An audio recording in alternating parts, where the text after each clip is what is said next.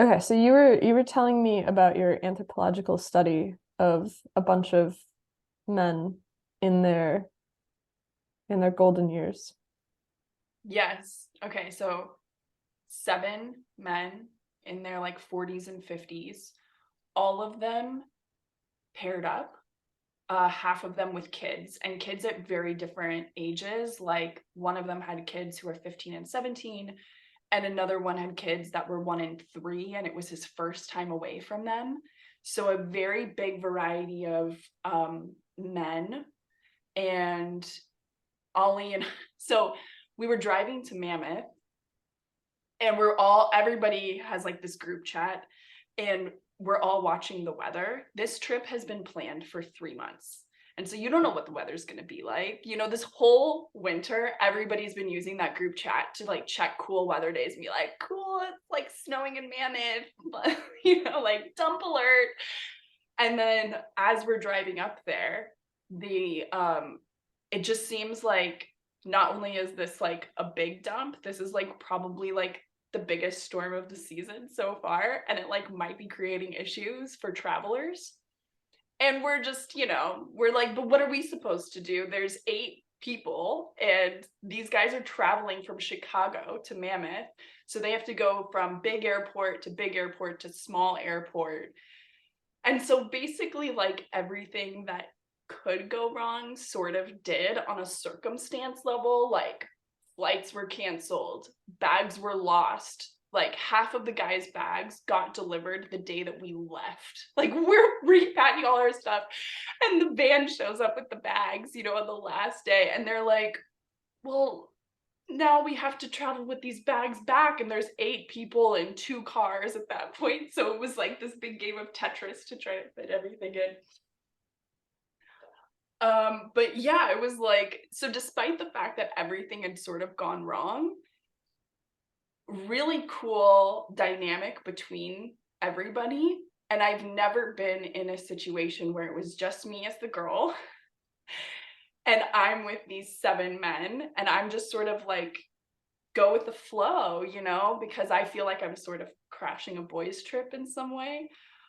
But like the invitation was extended to me, so I felt welcome. I just didn't feel like this is my place to be my girly self. Like it felt like the place like fit in with the guys. So yeah, it was really cool in that way. Was there something that was like I have an image of a house that is in total chaos, disarray, people eating like mac and cheese uncooked out of the box. It just utter chaos as the set point for that weekend. No, you know what? Because it was so interesting. The guys have such a confident vibe about them, especially in a group. And then also in a group where there is a female present. Mm. So like I never carried anything, even though I was happy to carry things and I was en route carrying things would just get like kind of lifted out of my hands. Um, there was 5 feet of snow that fell on the first couple of days that we were there. And so they're out shoveling the snow and getting so into it. Like they're so into it with each other, like helping each other do that. And all of the conversations are sort of, I mean, things that guys are interested in, like sports, like there was a lot of sports talk they were connecting on, and then work talk a lot, and then also sort of like kind of like life hack kind of talk, in terms of like, well, who's figured out this best vacation spot in, Cabo San Lucas? Or like who's figured out how to like shovel snow, like their snow shoveling technique or something like that. And so it was really cool. Like I felt so safe the whole Mm. time being with this group of guys. I didn't question it at all.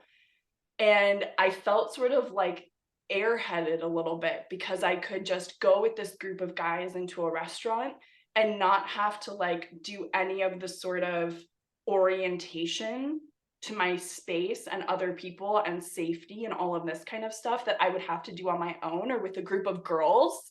You know, like it would be totally different walking into a restaurant with a group of girls.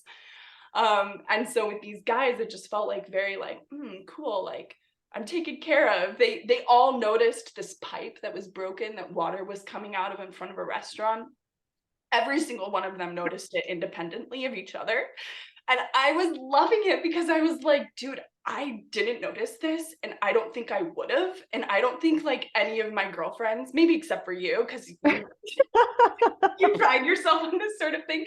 So like, I don't think any of my girlfriends would have necessarily seen that busted pipe. That's so interesting.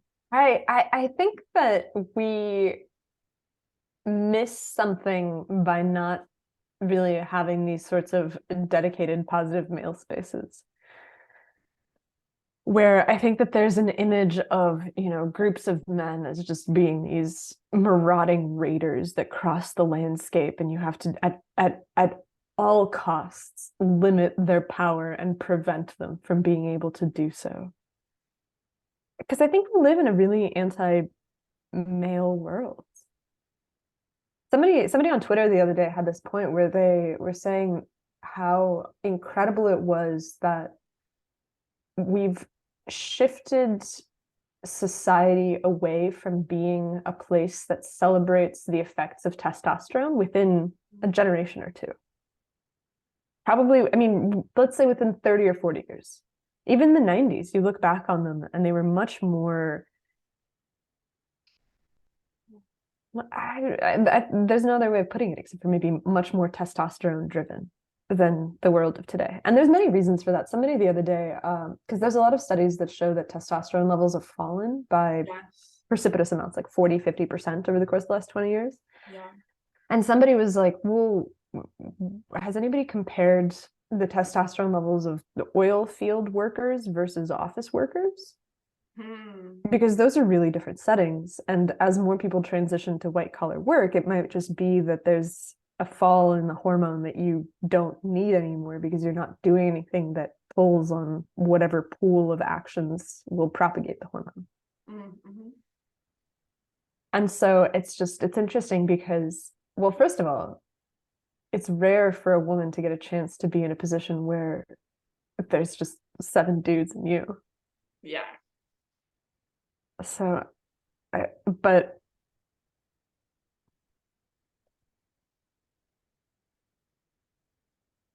It did feel like a celebration of men. And I would also be really different if they were all your friends. Yeah. Right? So if it was 8 of your guy friends and you, it would be a really different dynamic than, okay, this is a woman who's associated with us and is there's a certain benefit that you get, I think, from being the other in that situation. Yes, well, you get people on their best behavior. Exactly. And so I wonder if the world could have cleaved into 2, and so Ollie could have gone by himself. Yeah. Do you think that it would have been significantly different? Well, I've asked him this because he's gone on several of these trips without me. And he says that they're very similar in terms of kind of even power dynamics, because like there's 8 people in a house and now a decision about dinner needs to be made. So who's initiating that conversation? Who gets a say in the decision? Like there's all of these different dynamics at play.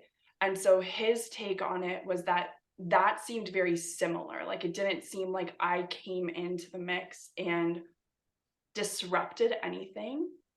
But I think my theory on this is that his friends would like to experience him without me there because they feel, maybe this is my theory again, they feel like they can't be fully themselves or the version of themselves that they would be with him, because they're also catering to me. Like, they don't want me to feel excluded. They don't want me to feel outside of the loop of a joke or something like that. And so that has to be a factor that's going through their head. Also, like, skill set on the mountain, I'm still a beginner snowboarder, which is the whole other thing. The whole other complexity of this thing is that it's a snowboarding trip and I'm learning. And my inner critic during snowboarding is like this angry motherfucker who's just like, you man, like, this fucking sucks. It's cold and it's windy and it's, you can't get up, and like, God, it's scary. You're going so fast. Like, this is what is going through. Like, I'm personally going through this whole journey on this boys trip. And they all are like, they know how to ride. And so Ollie's spending most of his day riding with me rather than riding with them. And I think that they would also want to ride with him. And that's how it seems to be different, but it doesn't seem to be different in like a fundamental way of like, there's a female around, must like straighten up the tie, not talk about tits, like. Oh man, that's really funny. God, on the topic of men, there's been found I recently stumbled into a bunch of conversations on Twitter where there was a consensus that there did not exist men that didn't watch porn. Okay. And I'm like, I think it's really weird that our society has gotten to a point where access to pornography is so ubiquitous that it is viewed as being abnormal that somebody would look at that and be like, I'm actually kind of grossed out by that, and I don't do that. And I don't know where it comes from. And what, like, we're on the cusp of basically a technological revolution that is going to create the ability to have at least a somewhat fulfilling sexual relationship with a person that doesn't exist on the internet. Mm. And if everyone is like, okay, watching porn is a completely standard thing that every single dude does, then isn't that going to create a condition where men just look around and they're like, well, why do I need the strictures of a relationship? I can just get the things that I need from this virtual body, and then just live my life without having the constraints of that in real life. I think we're definitely moving towards like a subset of people who will be very attracted to that way of living. And they're probably like the people among us right now who have a lot of social challenges, being around each other and having those relationships. But like, connection with other humans and intimacy and feeling accepted and like in a healthy attachment, that's like part of our need system. And so like, I mean, I don't know, like, does every guy watch porn? Like, I don't know every guy. Like, I haven't asked every guy, you know? Um, and I've been seeing a lot of stuff recently too, because I'm kind of like also following the crowd of people who's like trying to figure out what human flourishing looks like. So it's sort of like a consensus amongst that group of people that porn is not necessarily helpful in that regard. And I've heard men say that and women say that. Does that mean that they're not using it? I don't know. Yeah. But yeah, like I feel like if you want a healthy relationship with a person, your porn consumption is related to that. And so that needs to get figured out in some way, whether it's figuring it out of like, I don't need this, or I do need it, and here's how it works with this partnership in some way. Like, I think that the weird thing about it is how often it's a point of tension, right? Where it's like there's not a negotiation of comfort. And I think that a lot of women are, I mean, look, you look at most people and most people don't look like models on the internet. Yes.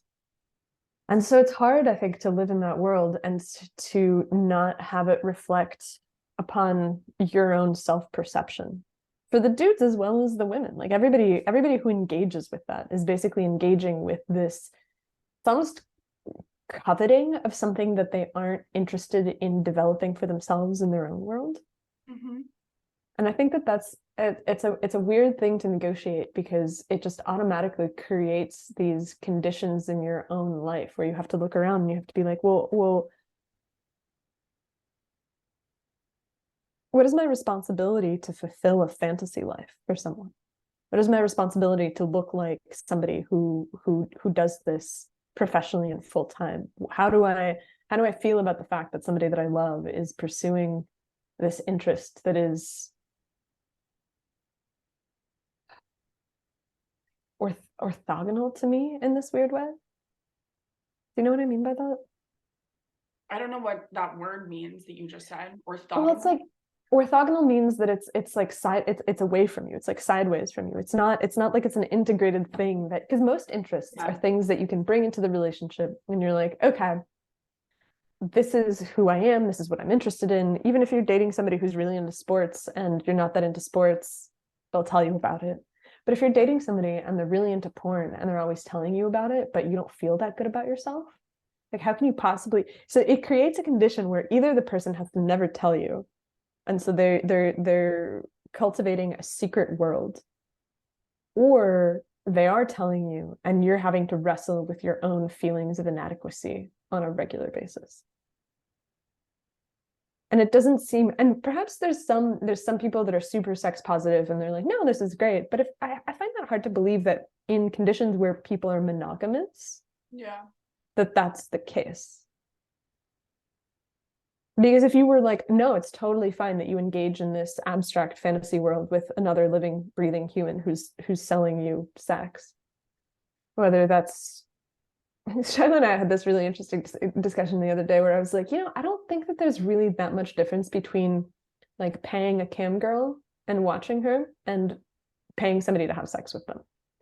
Yeah. And he was like, no, it's fundamentally different, completely separate. And I'm like, is it like maybe there's like a tiny step there, but it doesn't feel like a categorically separate endeavor.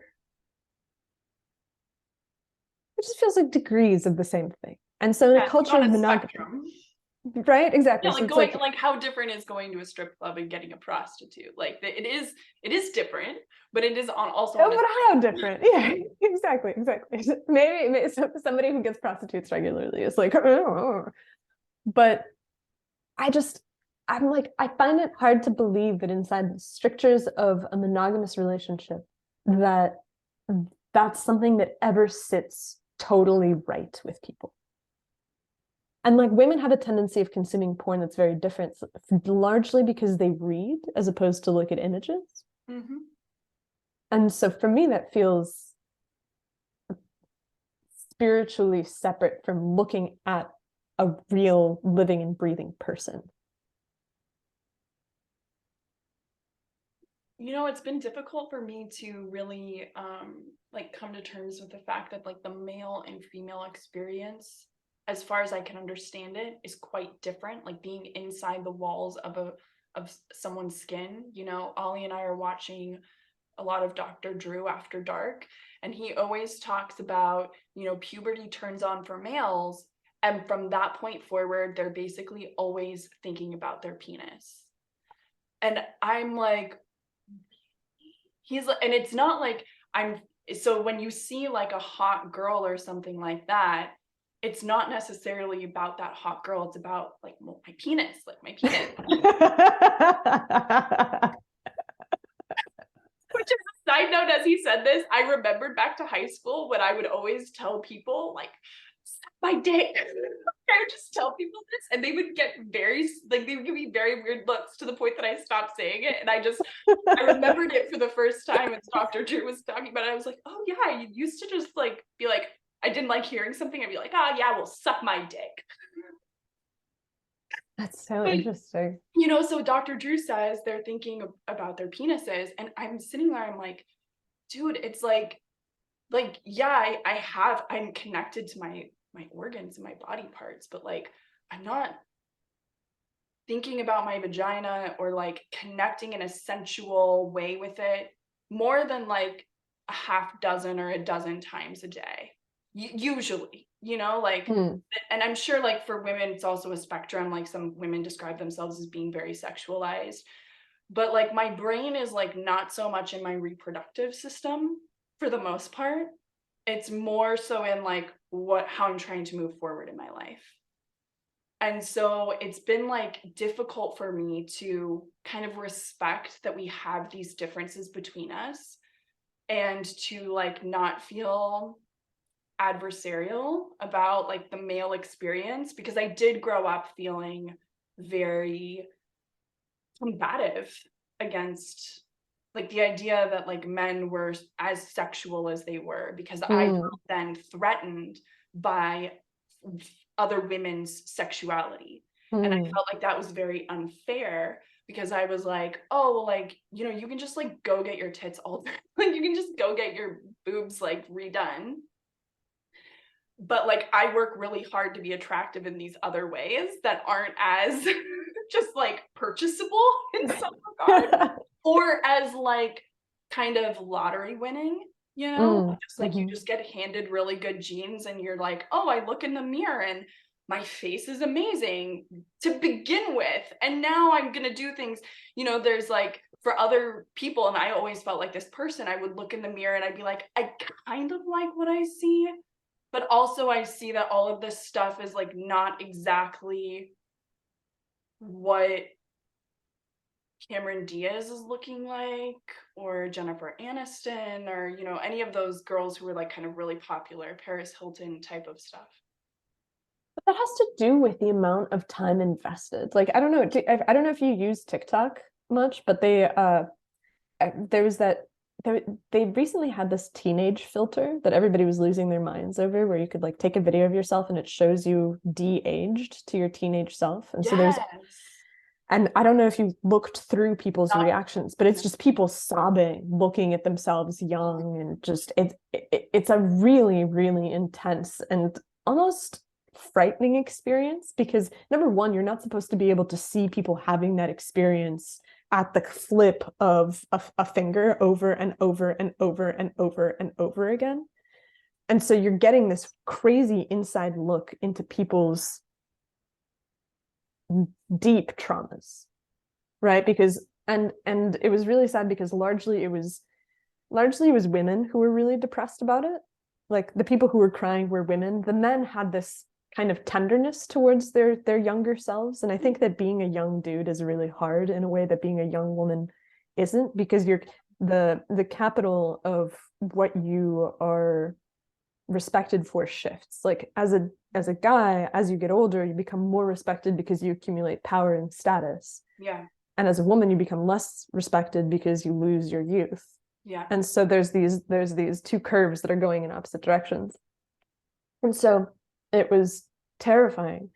But then there was another filter, that because TikTok suddenly realized that I liked watching filter videos, and so it started giving me other filters, and there was one that was the glamour filter, Yes. where Okay, I've seen that one. I've seen that where it like gives you like even the lips and stuff. yeah, and it's like really, and people were freaking out because it was so good, because normally like the filters work where it's like if you put your hand in front of your face, it'll like put the filter on the hand, but this one is Right. so good that it actually can tune your face as you're moving at all angles.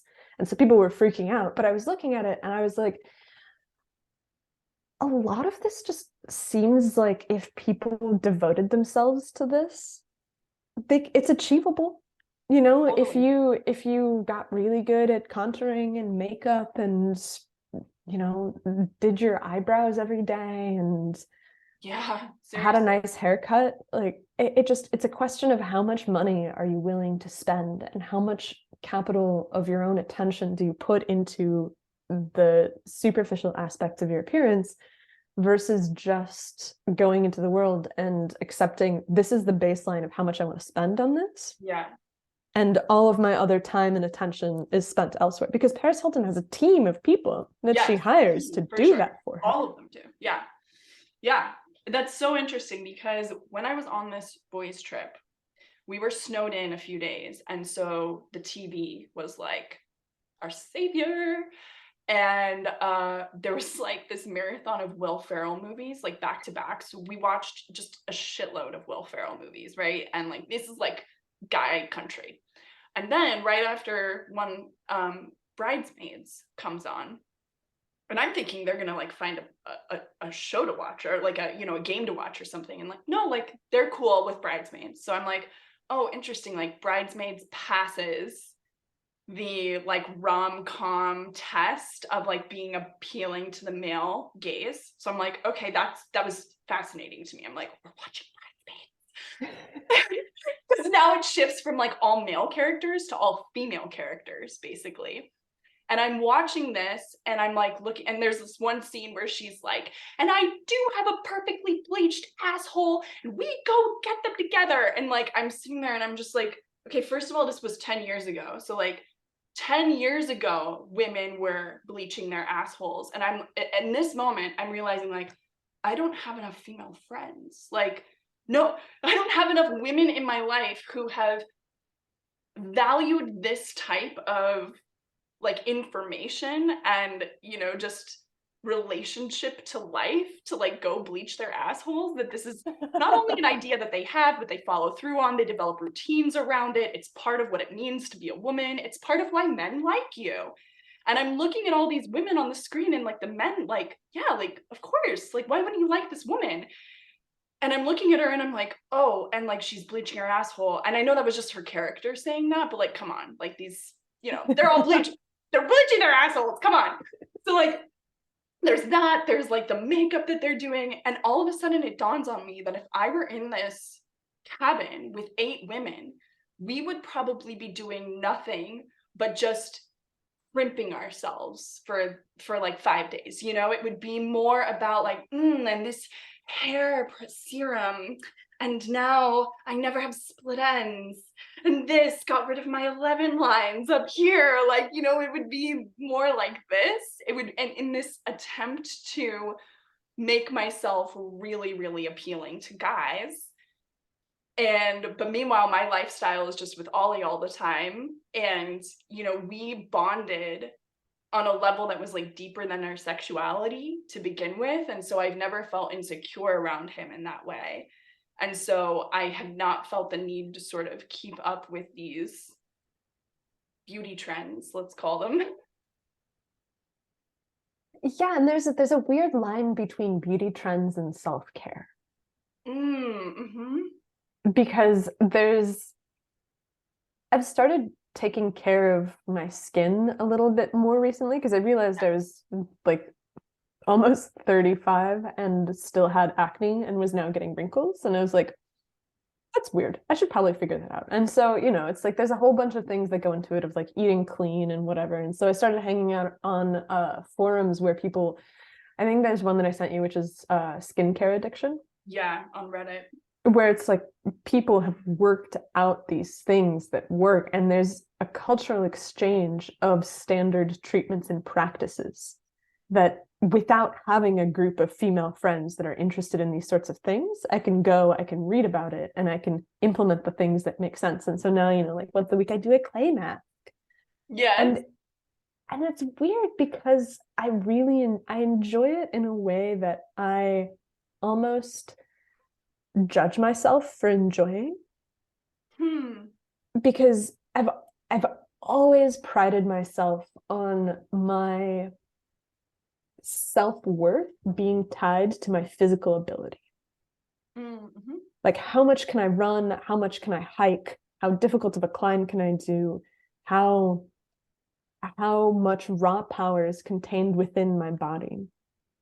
And like this is the case with yoga too, which is why I had to stop doing it, because I would go to class and I would be preoccupied with how good am I at this pose relative to the best person in the class. Dude, that's so funny. I literally wrote this whole story. Like, I have the same thing with yoga, especially at a studio, where it's like, I'm kind of here to like prove myself and figure out where I'm at in this hierarchy.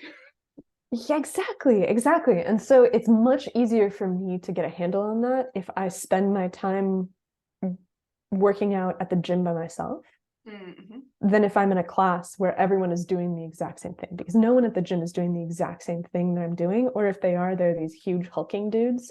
Yeah. Or because I live in the middle of nowhere, they're usually 80-year-old dudes. And so they're not on the same scale as me. It's just me and the retirees, you know? Like, the other day I was doing squats and this guy was like, wow, if I squatted that deep, I wouldn't get back up again. And I felt this warm glow of, yeah, I'm better than you. And immediately was just like, God, stop it. Because it's so childish and absurd. But I I haven't found how to fit that part of myself into my life in a healthy way where I do want to take care of myself and I do want to look good and I want to participate in these things, but not in the way that it is presented on screens and not in the way that it is presented as this main and central goal of life. Yeah.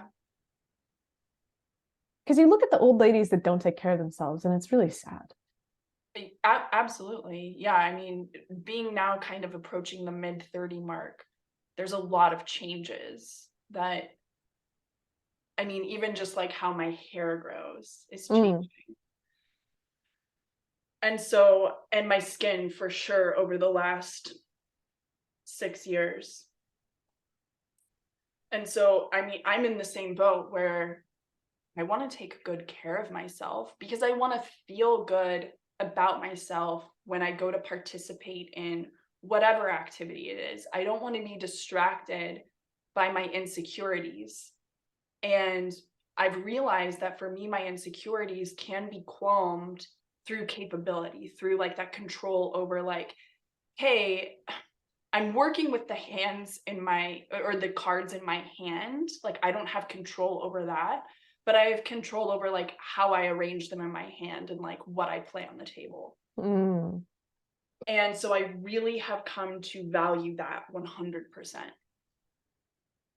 It's like I think back on where it all started, and it was just an inherent aspect of I think growing up to be a girl. I don't know what it was for boys at, at the age of puberty. I'm sure that they, I hear my friends talk about the horror stories of what it's like to be a teenage boy. And no one wants to return to being a teenager. I've never met anyone who, if you ask them, where would you go back to? They're like, you know what, I'd go back to high school. Maybe I don't have the right friends, but like I've literally never encountered somebody for whom that is an aspirational place to be. So clearly, terrible time for everybody involved. But I just remember I've, I don't want to blame my mom for this because I'm sure she had her reasons, but she was so focused on other people's appearance, and my entire family was. Like, I remember we were in San Francisco one time and there was a dude who walked by and he had like plugs in his ears and I think he had a shaved head and some tattoos. And I remember everybody spent the next 5 or 10 minutes just complaining about this guy and how stupid he looked. And then I processed and I realized how much that level of judgment had influenced the way that I lived my life and the way that I expressed myself. Mm. Because inside of this environment, it was so narrow the way that I could be and the way that I could embody myself and the way that I could express myself. Because there was this constant stream of judgment coming from the central figures of my life of this is abnormal, this is not normal, this is disgusting, this is gross, this is stupid, this is bad. And there wasn't a really good sense of these are the things to aspire to. It was very defined through the negative of you have to avoid being like that and looking like that. Mm-hmm. And so I never was able to develop a healthy sense of, okay, well, these are the things that are inherent inside of me and the person who I want to be and the person who I want to develop into. It was always, and to this day, I struggle with this. It's like, I don't want to be like that, Mm-hmm. as opposed to being, I want to be like that. And that's a weird transformation that I've carried with me for my entire life. And I still spend a lot of time just trying to fit those parts of myself into a cohesive narrative that isn't excruciatingly negative. Mm. I think you also see more examples out in the world of people living in ways that you don't want to live, that you don't want Mm, for yourself, rather than seeing examples of people you would want to be like. And yeah, like especially with aging, because the way that we're all taking our aging is to try to make it look like we are still in our 20s and still in our 30s, mm. instead of learning how to take good care of ourselves, but to also let ourselves be more natural with it. I mean, I think that this is something that Shyla and I always talk about, where it's, there don't seem to be a lot of people who have raised children that seem like they manage to still take care of themselves and their bodies. Most people who have raised children seem kind of destroyed by the experience. Do you know what I mean by that? Yeah. And Yeah. that's a and that's not a thing about what I see on the internet. That's just what I see about the people that I know. Yeah. I mean, I have one friend who I met through yoga who to me has always, the reason why I love being around her and why I was attracted to her as a friend is because she seems to know how to take really good care of herself. And like she's always done that as if like either she instinctually knew about it or like more likely her parents helped her like as she was growing up. Mm, But just very good at putting herself together in a way that is like not trying, like some women like put themselves together in a way where they're sort of trying to like one up the woman next to them. Like mm, she would put herself together in a way that was like compatible or like cooperative with the person next to her. I mm. don't know how else to explain that. It's just maybe it's also a vibe of something she carried inside internally with her. Yeah, do you have any examples? Yeah, like she would have really, really good style, let's say. Mm, And then she would show up to a party and be glowing, like from the inside out, as if she were pregnant or something.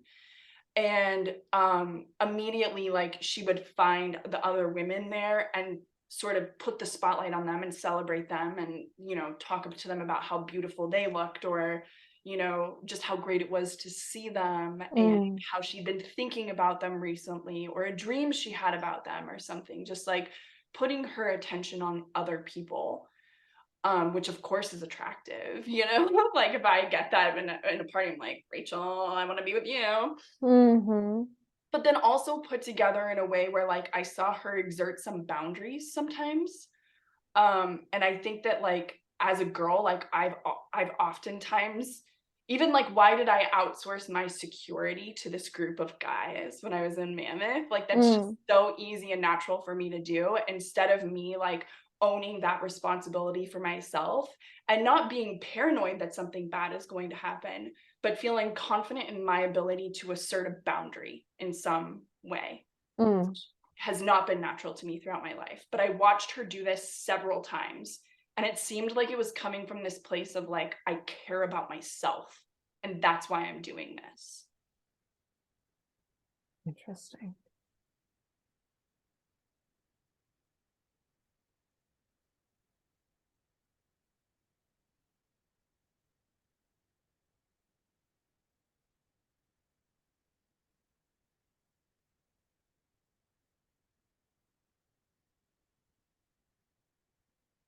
What do you think was, what do you think let her develop that and discover it?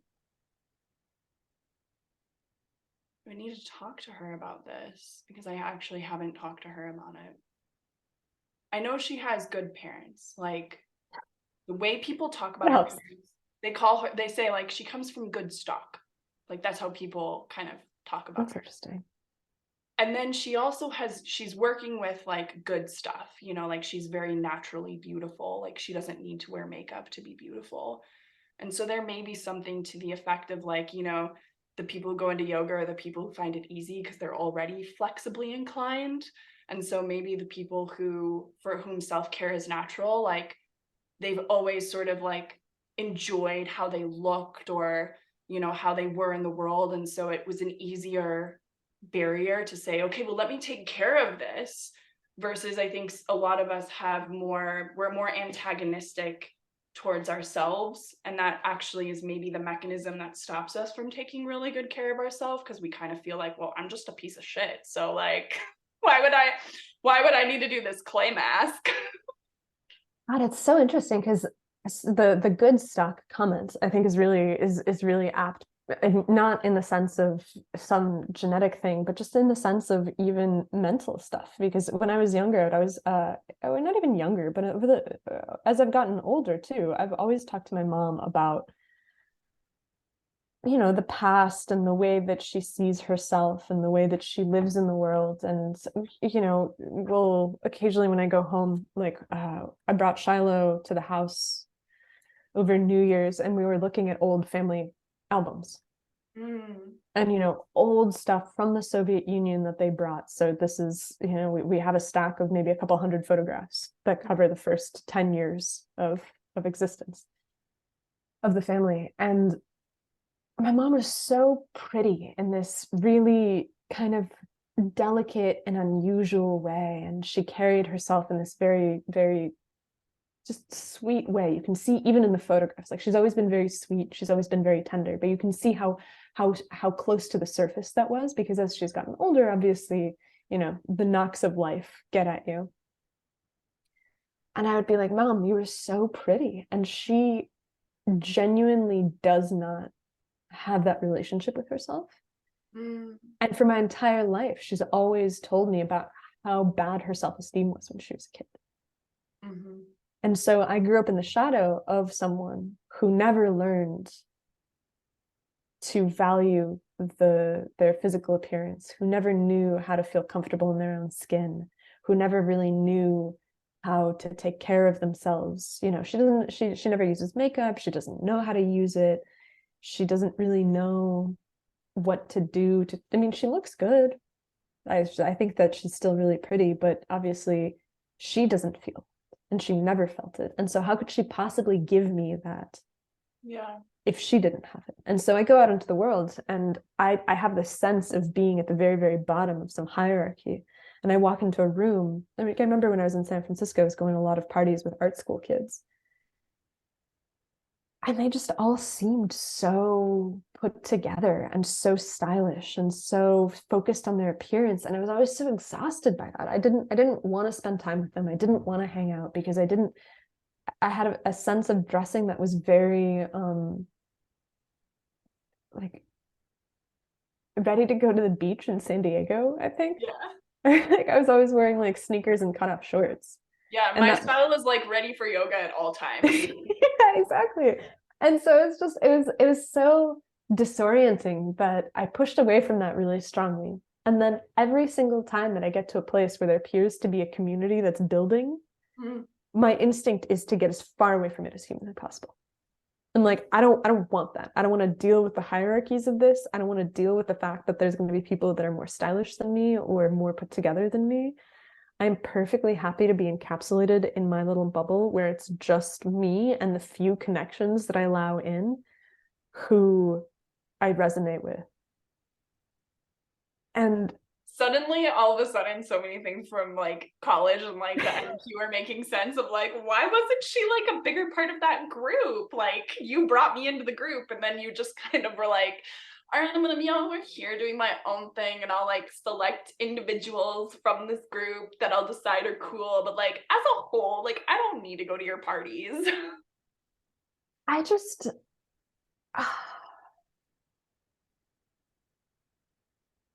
I think that that's been a life of fighting against feeling like I don't have a solid anchor. Mm. And so if I'm in a group of people, I change my behavior to suit the group. Yeah. And I hate that. Mm. I hate that. Is it every group?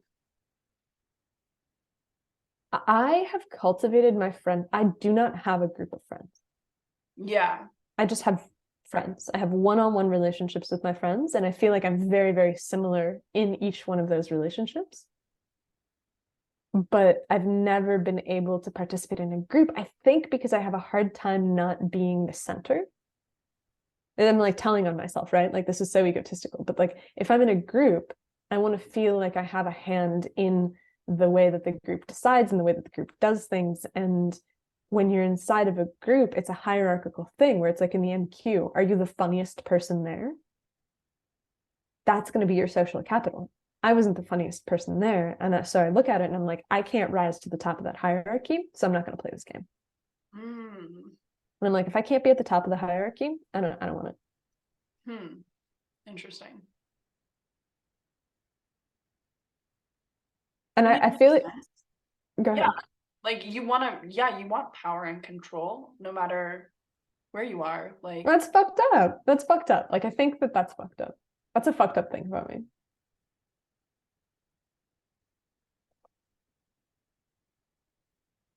it is, and it's also there's something behind it.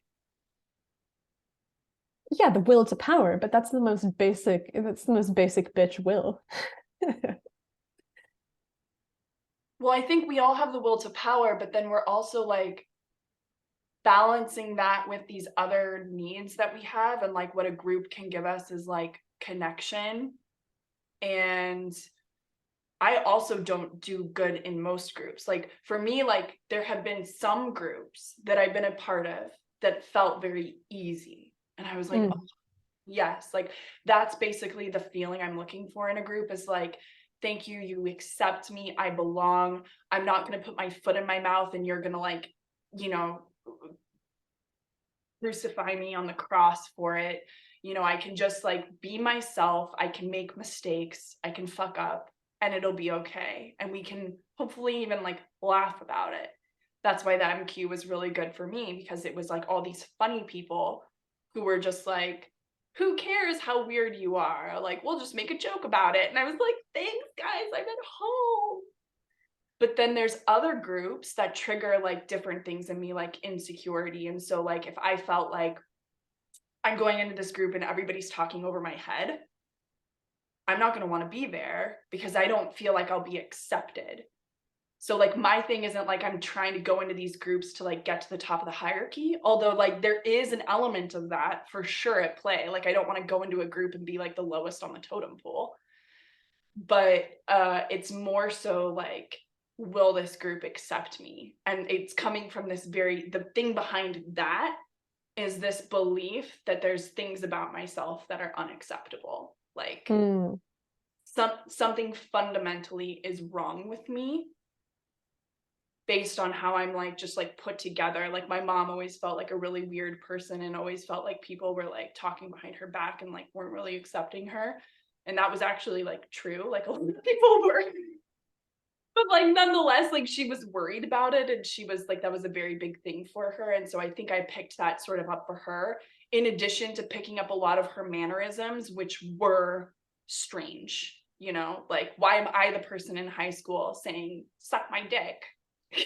Like nobody else is saying that. I was just saying that because I wanted to be special in some way. And I wanted to be also accepted at the same time that I was special.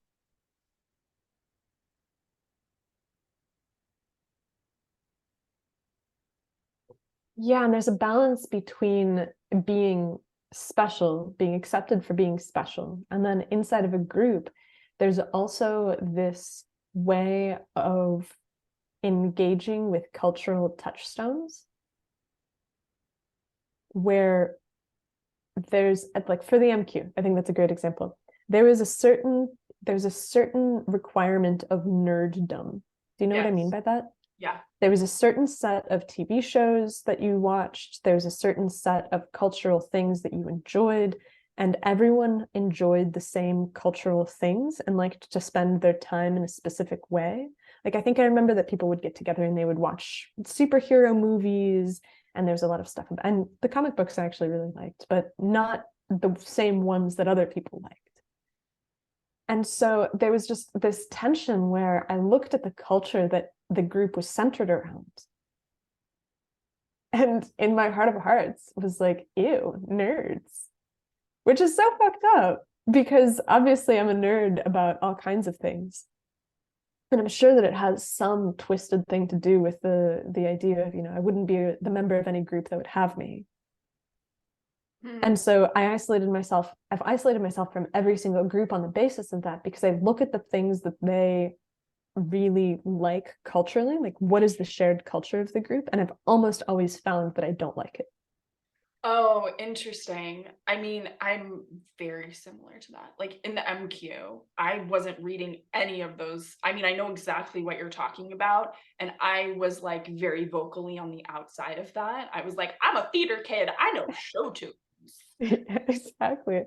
But I also then like kind of split my time between them and theater. And I've never felt like fully immersed in one group, because like whatever that group has been sort of developed around, even the yoga community, especially the yoga community, dear lord, it's like, yes, we all like to do yoga together and we have a good time and we enjoy our company and great, we're a group of people. But now if I look at like all the other beliefs that you hold and all of the other things you do over the course of the day and how you've organized your life, I don't really want to have more to do with that than just like showing up for the event that I'm showing up for, the yoga class or whatever, whatever the case is, an MQ meeting or something like that. So like I definitely feel you in the sense of I always feel like a tourist in a group. Like Yes. 100% of the time, I think. Yeah. And I don't like being a tourist. It's the reason that over the course of the last few years, I've literally taken that to the deepest extent possible, where I have convinced myself that I don't like traveling for the sake of traveling. I don't like feeling like a tourist in places. I'm like, if I can show up and I can do something in a place that I go visit, great. But to just go and stay in a hotel and look at these things, and something that so I was giving tours when I was living in Portland, and before I started doing the backpacking and the mountaineering stuff, I was doing wine tours. And so I'd drive a little bus and I would take people to wineries, and then I would sit with them at the table as they tasted wines. And I cannot tell you how much conversation they had of just trading baseball cards of experience. Yeah. Oh, I've been here. Have you been here?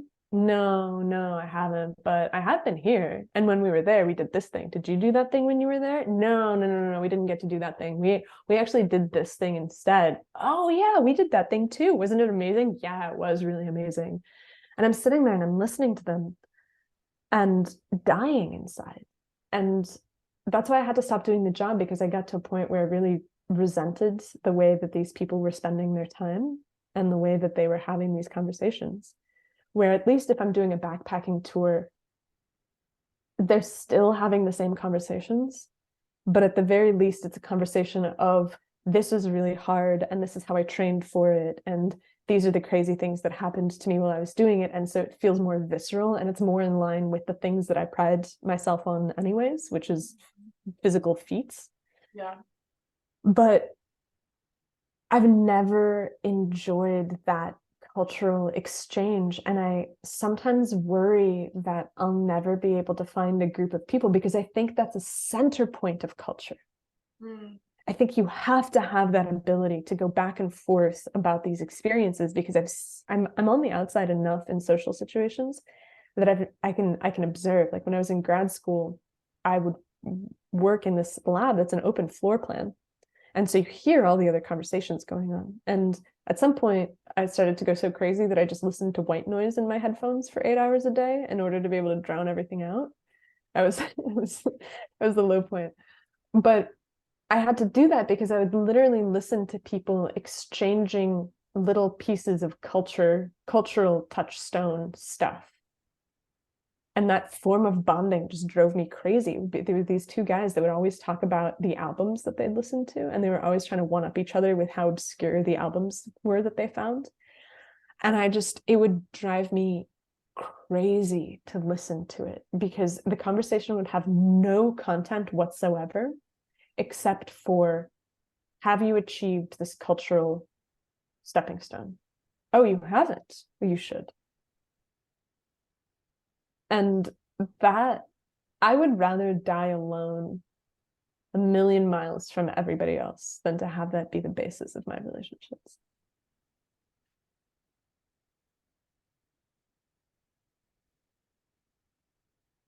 I'm with you there. I mean, I don't have that many close relationships for this reason. And it feels like a group defaults to this. Because in a group, you have to find the lowest common denominator. And the lowest common denominator is usually your interaction with the realm of interests that the whole group has. That's why people talk about sports. It's why people talk about video games. It's why people talk about movies. It's why people talk about these things that fall into their sphere of interests. And then that gives them the ability to socialize without really showing anything of themselves. Instead, they're showing their relationship to important pieces of culture.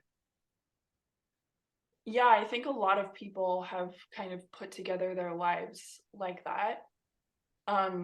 Not the least of which is because the 9 to 5 world is, I think,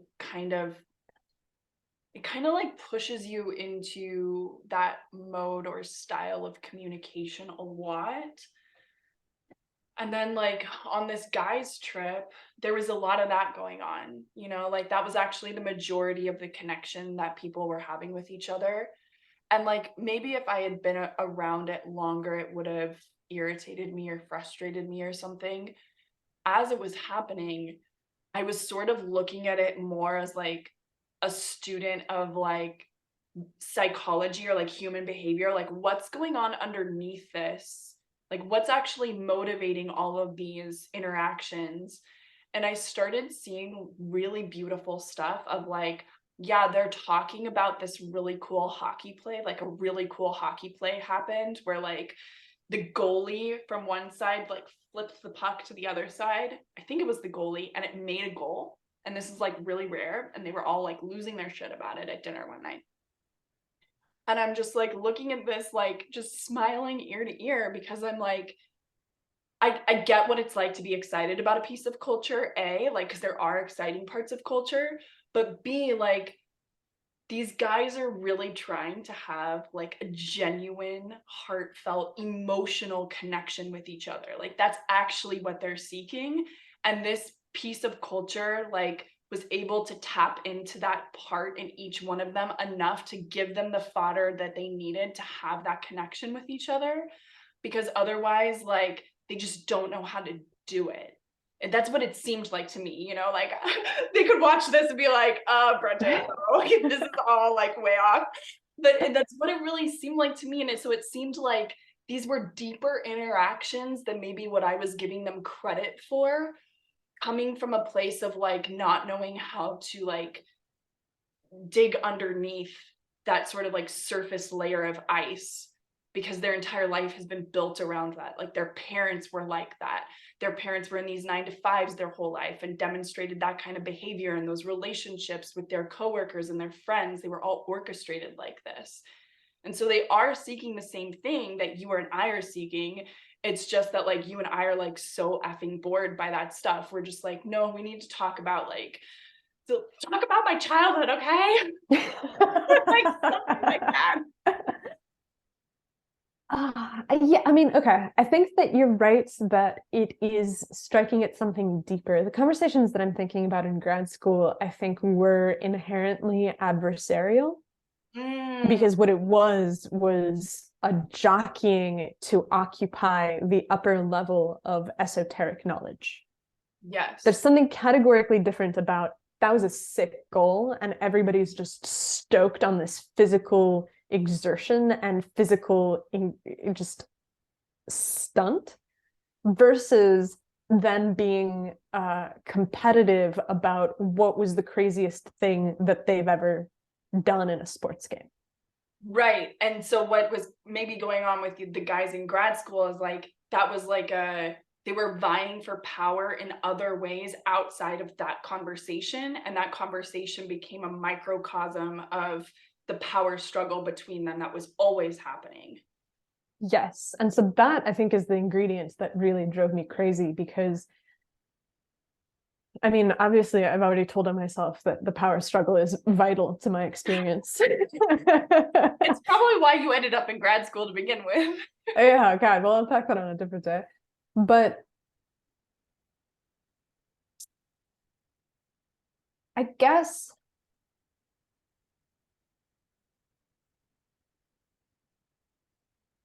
I feel like one-on-one conversations give you the chance to really see what's happening inside of a person Yeah. and to commune with what's happening inside of them in a way that a group conversation doesn't, because the group conversation is always shielded. You don't actually want to be part of a group that's sharing their internal states at all times, because that's insane. That's crazy. That's group therapy. And you don't want that. I don't want that. That's I think that is a kind of environment where people get really cycled in on their problems and everything that's wrong with them, and just it almost always ends up people sharing about deep dark things and whatever. And I was just like, I'm not into that. I don't want that to be the way that my experiences are. And so the only place where I feel like I can find connection is through one-on-one relationships, because it's possible to talk about internal states in a way that doesn't resort to just whinging about how much you hurt or how terrible things are. You get this really incisive analysis of the world that a group isn't really. I've never found a group that's capable of doing it. Maybe there are, but I feel like in order to fit into a group, what you have to do is you have to play. And the game that you play is always this game of cultural knowledge and exchange. Like, I think that might be the purpose of the group.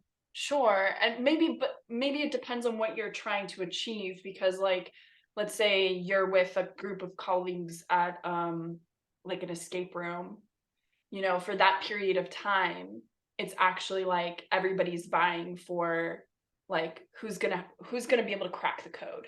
Mm-hmm. And that's what ends up being like the prized information or knowledge in that scenario. And so I've found like I actually do really good with groups where we have like a tangible goal and like clear assignments around the goal. Like I do really well in work environments, and then in social environments where there's no sort of netting around it, and I don't know who I'm supposed to be in that space. Like nobody's telling me who I'm supposed to be. It's just like, well, say whatever you want and bring whatever you want to the group. And it's like, okay, but like I'm literally drawing a blank. Literally drawing a blank. So yeah, I mean, I agree with you. Well, and then the other thing I wanted to say about this was that like, yes, because yes to you like not being able to get into those internal states, because I think like in order for you to be vulnerable about like what is actually happening inside of you, there needs to be psychological safety that like a group is just not well positioned to provide you.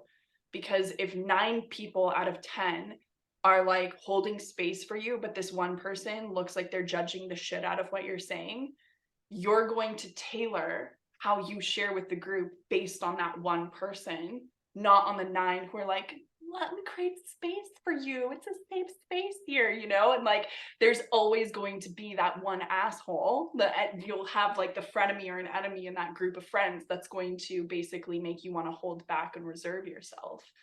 And so, yeah, like the one-on-one dynamic is like dogs sniffing each other's butts, like, hey, am I safe around you? Am I cool? Am I cool? Am I cool? Okay, cool. We can be friends. Let's get into it.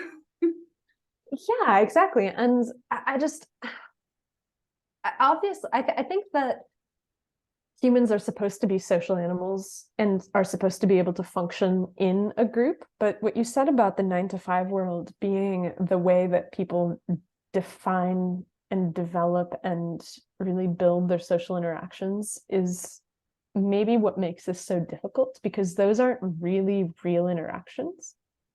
You can't be yourself at work. Nobody wants you to be yourself at work because you're messy and there's all kinds of stuff that is not work appropriate. And so the role that you play is the role of this of the worker.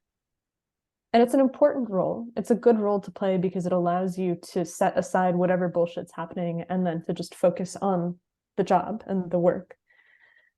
But then there's the aspect of socializing, because it's not ever just entirely about the work, right? You spend a lot of time socializing with people, and you can't socialize fully because you can't really give the full weight of your personality. So you get this kind of neutered aspect of yourself where you're constantly having to watch what it is that you're saying. You can't treat people like your friends, because the things that you would say to your friends, like if one of your friends is being crazy, you'd be like, dude, that's fucking crazy, what are you doing? Oh But yeah, I would say like suck my dick or something yeah, like that. Yeah.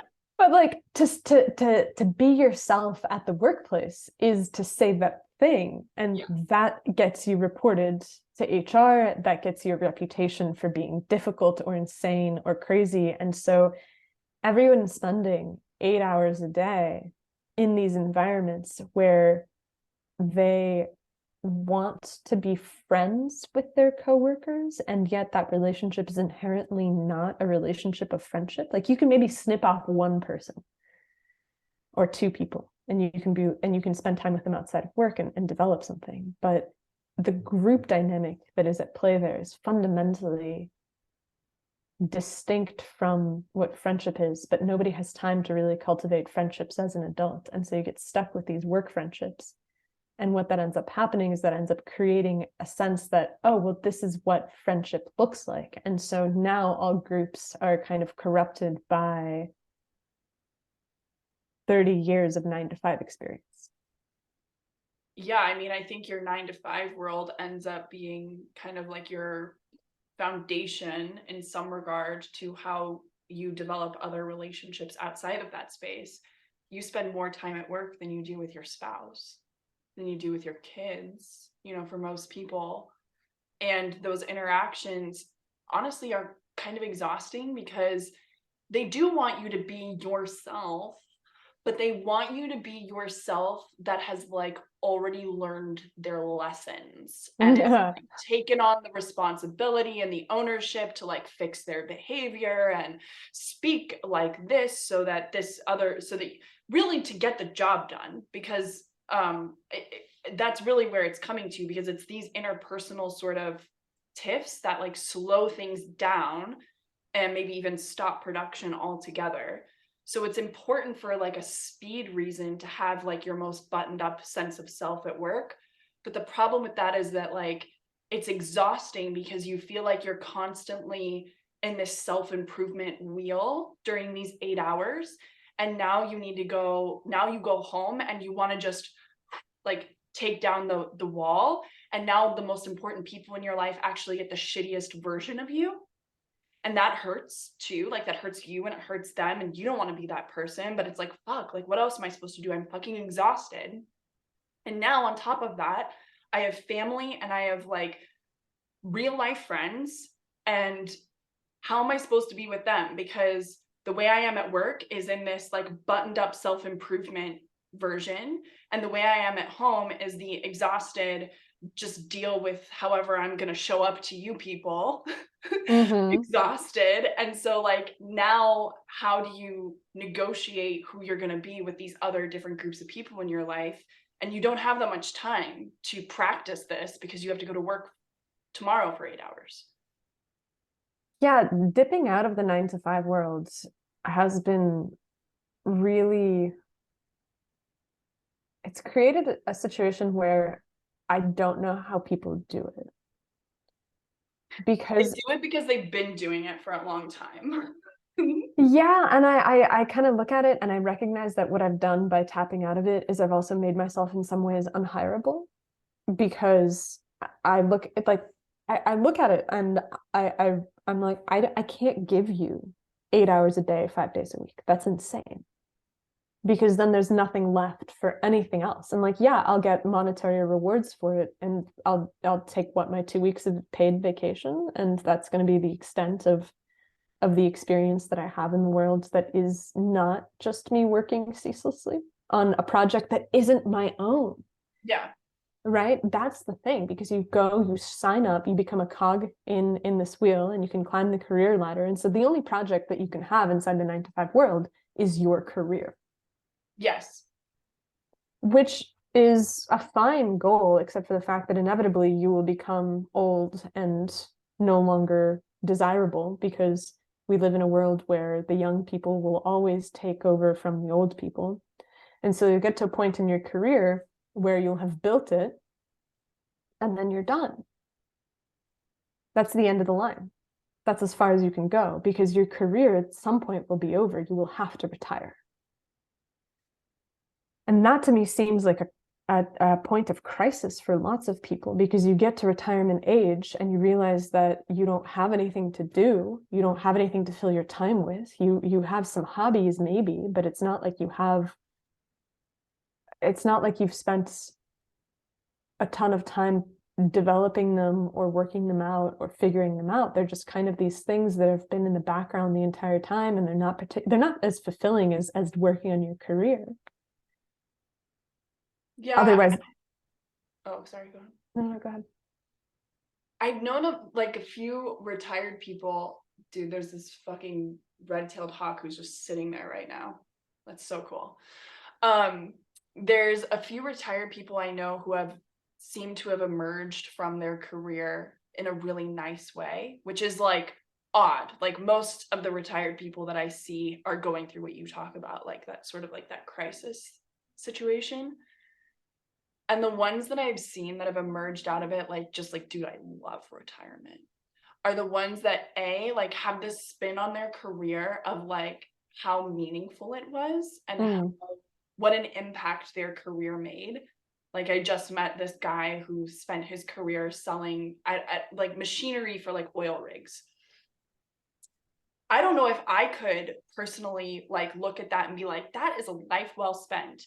But this guy, the way he's like thinking about the whole thing, he's like, that was good work. That was like, we were able to do this. We expanded here. I can feel my impact in the world. And I know that I did a good job.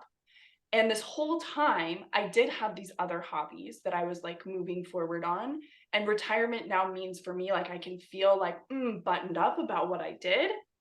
And I have time to go and explore all of these things that are also really near and dear to my heart.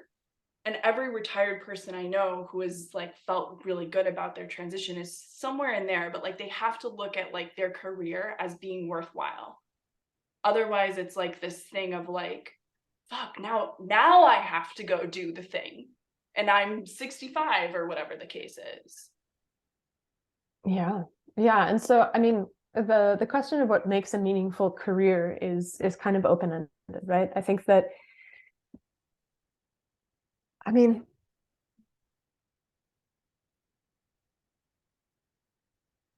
honestly, I think that it was a mistake to study biology rather than engineering or computer science, because and I was so stupid when I was younger because I didn't realize. Okay, so hold on, let me backtrack. I don't want to say that it was a mistake.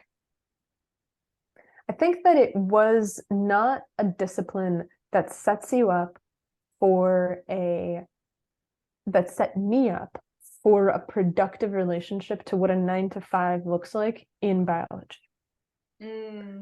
Like, it's really, I don't like the day-to-day work of being a laboratory researcher, of the experiments and the cells and the mice and the lab meetings, and just the substance of the work is not substance that I enjoy. Yeah. Especially because if you look at something like biology, okay, what is the arc of it? You work in a laboratory, maybe you discover something that is then put to use for developing medicines, but those medicines that get developed they cause tremendous amounts of suffering to animals while they're being developed, from the mice that you're giving cancer to the monkeys that you have to test things on before you give it to humans, to the humans themselves that you tested on who might have bad side effects.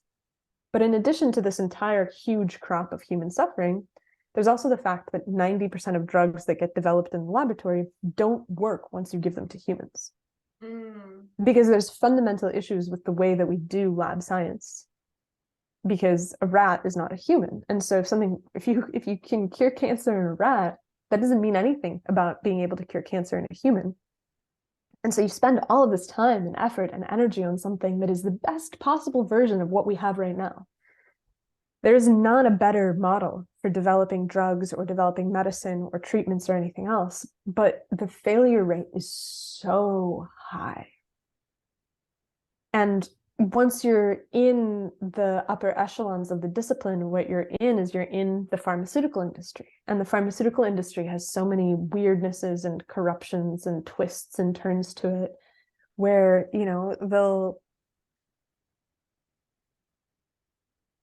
we can't cure what's wrong with most people with a pill. Like you can't cure IBS or chronic pain or depression or a lack of meaning or anything else with a pill. Like you can't fucking do it. You can cure some diseases, and those pills are really good. And obviously there's tremendous utility to figuring out how to cure those. But the vast majority of the things that you do, that I was doing on a 9 to 5 level in biology, felt like it was literally just chucking time, energy, and money into the void. And it would remain forever in the void.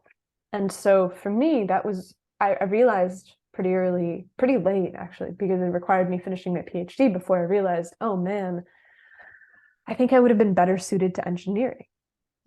Because I like to build stuff. I like to make things that work. And I probably would have been better suited to engineering that had nothing to do with biology, because I think that biology is really inherently bad at engineering solutions that work. If this is the whole scope of solutions, then the solutions that actually work is this like teeny tiny little piece. And so I think that to find satisfaction in a career that is 9 to 5 for 40 years, you have to do something that you fundamentally believe is effective. And if you're working on something that you look at the product, the final product of the thing that you're putting together, and you in your heart of hearts know that it's not effective and it's not doing the thing that you want it to do, how can you have anything except for a crisis of meaning for 30 years? That's what it is. Yeah. I mean, and a lot of people are in that boat. Like it's what I hate about work is how much gets wasted and thrown away. People are not aligned because people don't know how to like communicate properly, how to monitor work properly, how to pivot when you need to freaking pivot. And that is soul crushing too. Like there have been times like I spent an entire 8-hour day working on something that I knew nobody was going to use. But it was asked of me to produce by my boss, so I produced it. And I think a lot of people are actually in that boat, or they're producing things that do get used, but like they're not involved in the use of them. So their experience is just sort of like completing tasks and moving things from point A to point B, but they're not even sure what point E or what point B is. And so you also have a crisis of meaning there, because you're like, what's the point? Like, what am I doing this for? And a lot of people are at work in that, because the reality is that you have bills to pay. And so doing it for a paycheck is a good enough reason, because the alternative is like, I'm under a fucking bridge, So that crisis of meaning is on top of it. And then I think you get people who are just like more or less sensitive to their meaning crisis, or like very sensitive to that. And I cannot last very long if I feel a crisis of meaning inside of me. But I think a lot of other people are not that sensitive, and the benefits outweigh it. They're like, finding a job is a pain in the ass. I have good benefits here. There's all sorts of like justifications that come into play at some point. And I think some people are just less sensitive to that in the moment. And maybe later on in their life, maybe not. Like, I don't know how other people are living their lives, but maybe later on they have that moment of regret where they look back and they're like, oh, fuck.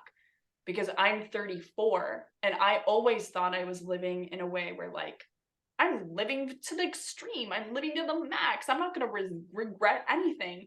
Bullshit. I'm 34 and I'm looking back on shit I did in my teenage years, in my 20s, that I'm like, oh, fuck, do over? Do over? Why was I a theater major? And that's it? Just theater major, no minor, no second major. Fuck you if you want me to learn about marketing. Like, that's how I was as a 20-year-old. Stop it. I wish I could go back and make a choice again. So it's like, yeah, like they might just be delaying the regret until later.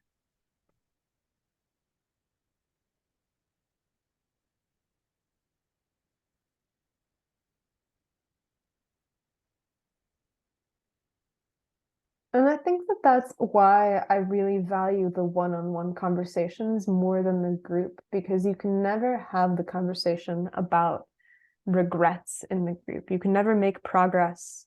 I don't think you can make as much progress in terms of figuring out your own stuff in a group as you can one-on-one with a good friend. I 100% agree with that for sure. Like there's this I think it's an Eleanor Roosevelt quote, which is um small minds talk of people, average minds talk of events, and great minds think of ideas. Mm-hmm. And I think that that's kind of full of itself. I think that it's more that the the most satisfied minds talk of ideas, Mm. because that's the way in which you escape from the cycle of regret, by going and figuring out, why did I screw this up? And what can I do the next time that this comes around that I won't screw it up in the exact same way? And I think that that's the arc of life. That's what it means to be a human that is growing, and a human that is maturing more than growing, because I feel like for me, growing has this negative, the cult of self-improvement mentality, Yeah. which I don't really care for. Like, it's the cold plunge and 6-day fasts kind of thing. Even though I'll cold plunge and do 6-day fasts. Not 6-day fast if that's like not eating for 6 days, but I can do intermittent fasting on 6 days. No, like people, there's a Sinclair was just posting, I think, on Twitter about the fact that the greatest fasting benefits that you get are from 6-day fasts, and that's 6 days without eating. And that's yeah, whatever. We can table that. Conversation for a different time. The fasting discourse would be a later conversation, but I think that the the ability to have a friend with whom you ruminate over the ways that things haven't worked out, and where you figure yourself out in tandem with this other person, is the way that is the most is the best way to become more mature, and to face these things, and to not avoid the conversations that are uncomfortable or freaky or difficult because you'd prefer to crack a joke and just to move on to talking about the Marvel movie or whatever. There's there's a human condition, there's a human narrative that happens as the basement layer for everything else. And it's really easy to not pay attention to it because you're so focused on navigating all of these other worlds. And I think that this is why I love the conversations that we have, because it's a chance to think about these things that I don't really get elsewhere. And so I really appreciate it. Yeah, me too. I'm really happy we're doing this. You want to call it for today? Let's do it. Okay.